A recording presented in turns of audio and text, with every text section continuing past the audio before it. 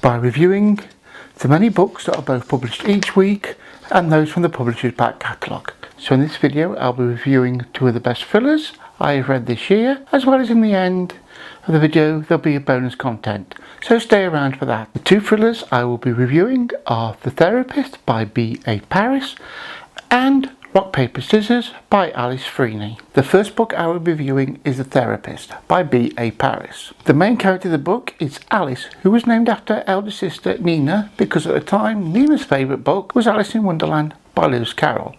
Unfortunately, Nina and both her parents have died in a car crash. Thinks that the driver of the car wasn't punished enough at the trial. Alice has met someone and 6 months later they move into a gated community in London. One of the advantages of this is that the house was bought by her boyfriend, so Alice doesn't have to pay into the house and is able to keep her house, which she lived in a village. That is until they have a housewarming party, when a guest that nobody knows turns up, and this is further exacerbated a few days later when Alice is contacted by this mystery guest to say that he knows that the two people in there who lived in the house are now both dead. And in addition to telling her that, he now wants to take part in the investigation to find out what happened. As for the review. Now, The Therapist is a mystery thriller novel which uses a number of tropes from that type of genre. The first is the locked room. Now, as it's not really a locked room, it's a gated community. So this sort of minimises the number of people that are involved. So it ties the community into, so you get to know all the people in the story that live in all the different houses. In addition to that, the locked room mystery gives it a sort of a village setting, similar to those of the Agatha Christie novels. Again, it's a closed sort of community.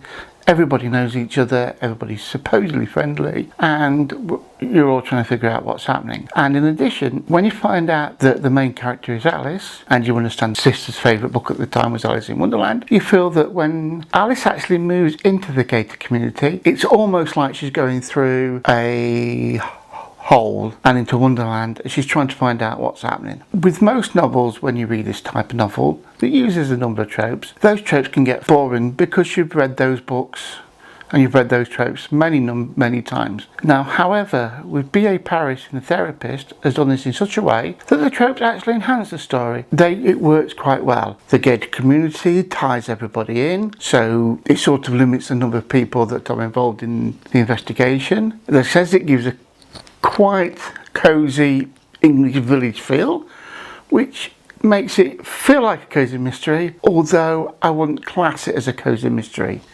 It uses those tropes, but as I said, it's not that sort of novel. And the Alice in Wonderland sort of gives it, again, sort of a mystery. Now, as I said, the story sort of feeds information all the way through. So you find out how the murder happened, and so she investigates it, and you start feeling that anyone could have committed the murder. Even Alice's husband at some point you just suspect it is. The private investigator sort of helps her out and gets talking, and she follows a few people as well. And as she gets to know the locals of the gated community, she starts fitting in. This was a really great story, and it's one of those thrillers with a mystery element that I would highly recommend to anybody who loves this sort of genre. I mean, the story's sort of well written, well paced. The drip feeding of the story allows you to try and work it out. Some things you'll be right, some things you won't. I think I went through the whole novel and actually suspected at least everybody won at the time, and that's what those sorts of thrillers should do. Should expect you to try and work out who it is and give you some red herrings, some blatantly true stories that you think, and snip the ones in there. The advantage of that is that when you look back at the end of the novel and you know what's happened, you know that, yeah, all the clues were there. You should have seen them. I would highly recommend The Therapist to anybody who loves this type of story. So the second book I will be reviewing, as I said, is Rock, Paper, Scissors by Alice Freeney. Now, the synopsis for this is Mr. and Mrs. Wright have been married for 10 years. However, the marriage is not going great at the moment. At the point it says that both are cheated at some point. The wife, Mrs. Wright, wins a prize to spend a weekend away in a converted church on the edge of a loch on the coast of Scotland. Now, it's the 10th anniversary. The marriage is not doing well. It's one of those things, it's a make or break. Okay, each year the wife writes a letter to the husband which never gives to them, and they also swap gifts based on the traditional gifts of the wedding. For example, the first year the marriage was based on paper.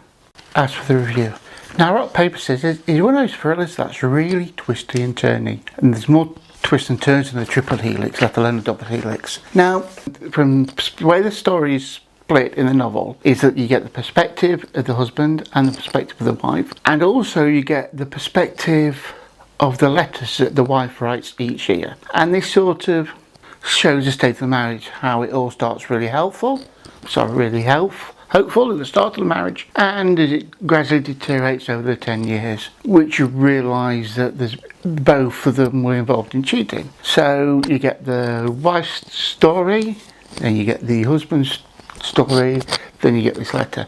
Now it's done in such a way that you'll see an event from the perspective of one of them, and then you'll see the perspective of the next one, and they'll sort of intertwine. So you sort of see two sides to the same event, and this is really good because you drip feed your information for the marriage throughout the story. Now, as I said, the wife of Mrs. Wright works at Patty's Dog's Home. Now, the husband, Mr. Wright, is a writer of screenplays. He wrote a screenplay when he first started, and that won him a BAFTA. However, he then had a period of difficulty finding work, and he always asked this author to see if he could write the novels into films.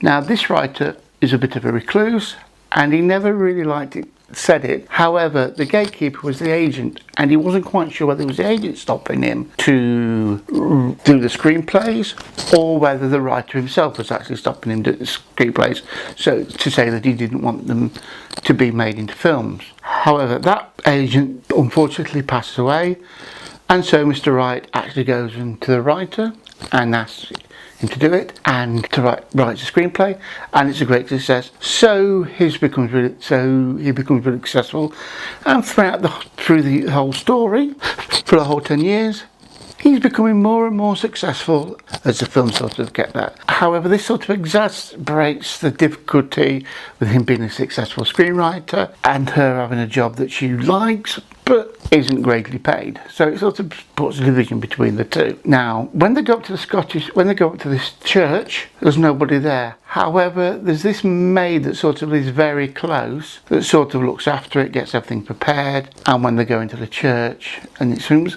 they can go into various sort of rooms, and some rooms are locked and some rooms aren't.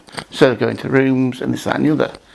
So it is really well written, and it's one of those stories that you think, wow, it's got a really good pacing, the chapters are really well divided, the split between the two narratives, so you get the two narratives split between us, so you'll start an argument with, say, Mr. Wright's perspective, and then all of a sudden you'll get Mrs. Wright's perspective. So, and you'll not see the whole argument from Mrs. Wright, so it's not like you will see the same sort of scene getting up. So they're both making a cup of tea, they get the argument. So when you go to Mrs. Wright, you'll not get Mrs. Wright making that cup of tea. You'll get a slight crossover, but not much. But it gives you a totally different perspective of the argument. So one will say, this is the reason why I'm arguing, the other says, that's the reason why I'm arguing. So they're coming at the same situation, but from different perspectives. So you could say, like, they're speaking to each other, but nobody's listening, or they're speaking in different languages. So as the story moves on, it all gets resolved and things like that. So this is a thriller that I can really highly recommend. I mean, it already has been taken up as a movie for Netflix, and it's been done by the same people as The Crown, and it's definitely the film I'm definitely going to look out for on Netflix. And as it says, the book, I would highly recommend it, to read it as a domestic thriller with a couple in arguments, having fights, having sort like that. I mean, to see the marriage disintegrate over 10 years is really well written, because it sort of starts off really helpful, very helpful, then it drips and down and down and down and down. Then some years you'll be bad, and then it'll be better the next year. Then other years it'll go down again.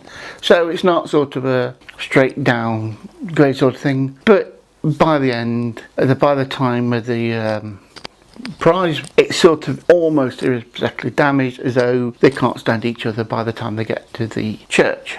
So As it says, Rock, Paper, Scissors by Freeney is definitely a novel I would recommend. If you do get the opportunity, do read it, because it's probably definitely one of the best books I've read this year. Before I get to the bonus content, you can press the like button to get this video seen by other YouTubers to set the reviews, and if you don't like it, just press it twice, the thumbs up button twice. It's the same thing. Anyway, so as for the bonus content, so what I'm going to do is I'm going to give you the synopsis of a thriller that I've also recently read. The synopsis of My Sweet Girl by Jayatissa. I do apologise if I pronounced that name. A girl in a new country, a dark secret, a dead body which might tell all. Ever since she was adored at the orphanage in Sri Lanka, Paloma has led a privileged life in California.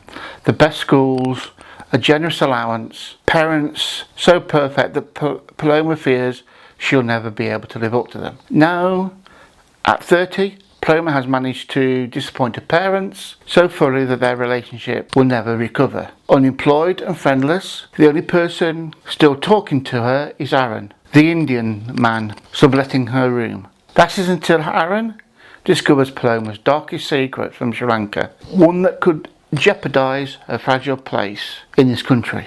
And the next day is found face down in a pile of blood. On finding Aaron's body, flees the apartment. However, when the police come later, Aaron's body is not there. So, has a secret have her past in Sri Lanka passed away with Aaron, or is there somebody else who knows a secret?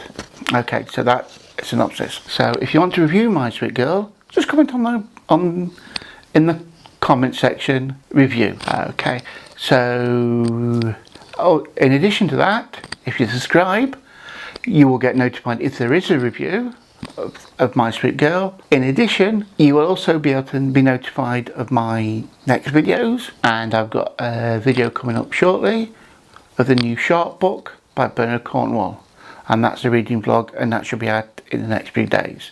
So subscribe and you will be able to get that notification when that comes available, and also be able to find out if I do a review of My Sweet Girl. Thanks for watching, keep safe and treat people fairly.